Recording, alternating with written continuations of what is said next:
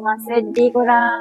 Anak yang kita kandung 7 bulan tapi meninggal dalam perut. Tu buat korang yang ada ujian anak meninggal dalam perut tu, korang jangan sedih-sedih terlalu lama. Sedih sekejap je. Lepas tu korang move on, korang bangkit. Sebab korang ada anak syurga.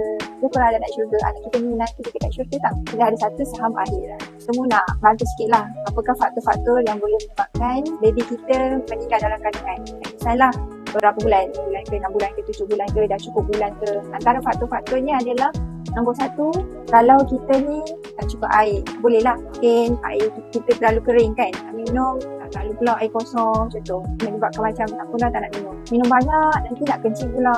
Tak nak pergi toilet banyak kali. Dan kita mengandung ni ada macam-macam simptom lah. Macam mana pun keadaan korang cuba minum air yang banyak. Dapatkan setiap hari 2-3 liter. Hydration yang bagus, insyaAllah perjalanan zat dan oksigen tu lebih bagus sampai kepada baby. 2, korang kena pastikan korang terima zat yang baik setiap hari. Kalau zat kita baik, baby kita gembira lah. Makan kenyang. Kalau kita kekurangan zat, contoh kita puasa berterusan kan, kadang-kadang baby kita tak gerak. Baby kita tak gerak, nah kita risau nanti dia pun kekeringan. Itu boleh jadi faktor juga. Nombor 3, kita kena tengok kita punya kesihatan.